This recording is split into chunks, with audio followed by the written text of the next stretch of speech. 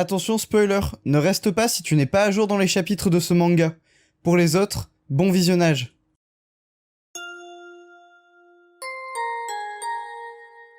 Bonjour à tous, c'est Saliste et on se retrouve aujourd'hui pour la review du chapitre 379 de My Hero Academia. Bon, pour rappel, à la fin du dernier chapitre, nous nous étions arrêtés sur Gentle et Lady Nagant qui rejoignaient le camp des héros pour pouvoir aider nos amis à vaincre Shigaraki et All for One. Mais si vous aussi vous voulez aider les héros, il n'y a qu'une seule chose à faire, vous abonner à ma chaîne YouTube.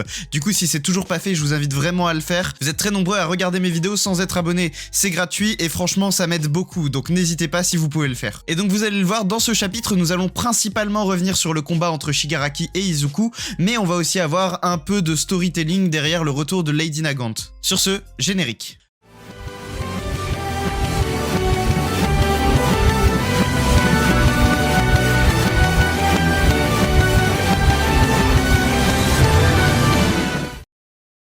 Le chapitre s'ouvre sur l'hôpital central juste après le réveil de Kurogiri, où l'on peut voir que Lady Nagant est sortie de sa chambre d'hôpital. Elle est dans un état quand même assez critique, elle ne s'est pas complètement remise de ses blessures, mais elle veut absolument aller aider Izuku. Le médecin, lui, n'est pas du même avis. Le médecin lui a dit que c'est une criminelle et que malgré le fait qu'elle soit à l'hôpital et non dans une prison, elle est quand même prisonnière. Mais celle-ci lui rétorque que Izuku lui a demandé de se battre à ses côtés, aux côtés des héros. C'est là que Lock arrive et libère, entre guillemets, Lady Nagant. Il dit au médecin qu'il va en prendre la responsabilité. Il lui donne bien sûr la position de l'ennemi ainsi que l'état des différentes batailles en cours. Et ils ont absolument besoin de son aide sur le champ de bataille. Chaque allié est bon à prendre. On rappelle que les héros sont en sous-effectif depuis la dernière grande bataille, la situation est très critique et avec la multiplication des Twice sur les différents champs de bataille, ils ont vraiment besoin de chaque allié qu'ils peuvent avoir. Nous en revenons donc au présent, au moment où Lady Nagant a tiré cette première balle, et l'on peut voir que son corps a du mal à encaisser le choc,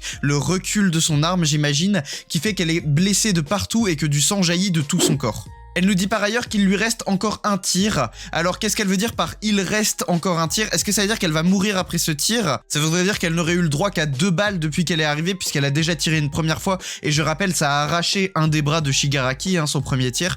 Du coup, ici, elle nous dit qu'elle a encore un tir, donc on va voir les conséquences de cela. On voit que Lady Nagant se souvient de ses origines, de ses raisons de vivre comme elle le dit, et elle doit absolument faire parvenir ses idéaux à Izuku. Donc c'est complètement déterminé qu'elle tire cette dernière balle. L'on peut voir en simultané ce combat du côté de Shigaraki et Izuku, et on voit donc que Shigaraki a perdu son bras droit de par la première balle, il se met à hurler Nagant, et tend son second bras, son bras gauche, pour pouvoir le poser sur le sol et faire ce qu'il essayait de faire avec son bras droit. C'est alors que la deuxième balle arrive et lui arrache le bras gauche. Donc Shigaraki a perdu ses 2 bras. Sur la page d'après, on se retrouve à l'intérieur du subconscient de Shigaraki et l'on peut voir All for One blessé, comme si c'était seulement lui qui avait été touché par cette balle, et il dit « Espèce d'ordure, tu penses toujours être le visage de la justice alors que tu tues tes camarades et que tu les frappes et les blesses, tu n'es qu'une faiblarde sans but », donc il parle bien sûr à Lady Nagant, et c'est là que Shigaraki reprend un peu le contrôle de cette conscience globale et dit à All for One, il s'adresse à All for One en lui disant que c'est assez pitoyable de voir l'état dans lequel il est.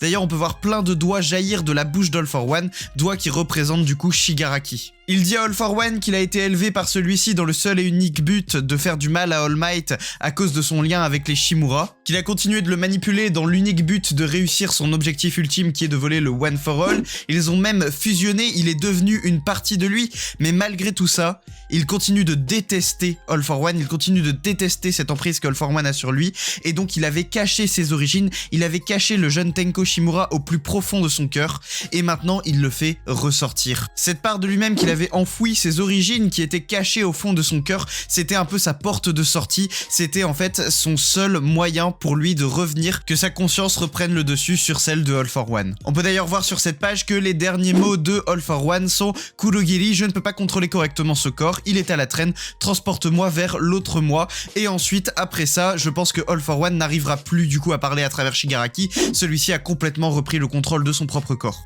Un portail s'ouvre derrière Shigaraki, mais celui-ci décide de ne pas rentrer dedans, il a vraiment repris le contrôle du corps, ou du moins on est encore dans cette phase où All for One est encore présent, mais Shigaraki reprend le dessus, on ne sait pas vraiment s'il va sauter dans ce portail pour rejoindre son autre corps. Cela dit, on peut voir que Shigaraki reprend le contrôle, il refuse d'obéir aux ordres d'All for One, il lui dit qu'il ne sera pas son espion. La page suivante nous fait un parallèle avec Shigaraki et Gentle et Lady Nagant, et il dit que son cœur est comme le leur, il ne sera pas corrompu par All for One. D'ailleurs ça nous permet de voir que Lady Nagant est à terre, terre, donc on peut imaginer qu'elle a peut-être succombé à cette deuxième attaque, ce deuxième coup de feu, ou du moins elle est dans un état critique où elle ne peut plus se battre. Tout en bas, on a une case magnifique que je vous mets à l'écran, on peut voir Shigaraki jaillir complètement de la bouche d'All for One. Si vous regardez bien, on a le haut de la tête d'All for One en haut à gauche de la case, et en bas à droite, on a le bas de sa mâchoire avec sa langue. Donc en fait, Shigaraki, qui se situe au milieu avec toutes ses mains qui l'entourent, a vraiment écartelé le corps complet de All for One et en jaillit. Il nous dit qu'il n'a par ailleurs qu'un seul désir, qu'un seul souhait,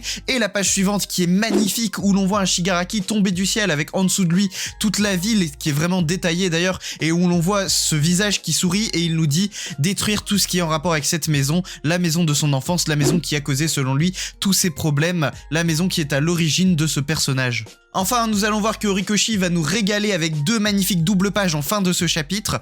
La première double page, on voit Izuku se jeter dans le vide sur Shigaraki. On voit qu'il a utilisé Black Whip pour s'attacher aux bras de Shigaraki qui se sont reconstitués. Ils sont d'ailleurs encore en train de repousser, hein. Si on regarde en détail, on peut voir que les doigts de Shigaraki sont encore squelettiques, ses mains n'ont pas encore fini de repousser, que Izuku s'était déjà attaché à celle-ci avec le Black Whip, et donc il jaillit et se jette sur Shigaraki. Les deux sautent de la surface de Yue, et d'ailleurs Izuku nous indique que c'est vraiment la meilleure solution, puisque Shigaraki ne peut plus se battre sur Yue s'il récupère ses haltères, puisqu'il pourrait tout désintégrer, et les gens qui s'y situent aussi. D'ailleurs, petit clin d'œil à Mirio qu'on voit dans une toute petite case où il crie juste Midoriya, on l'avait pas vu depuis longtemps, donc on va dire que au moins il a fait acte de présence. Enfin, on arrive sur la dernière magnifique double page.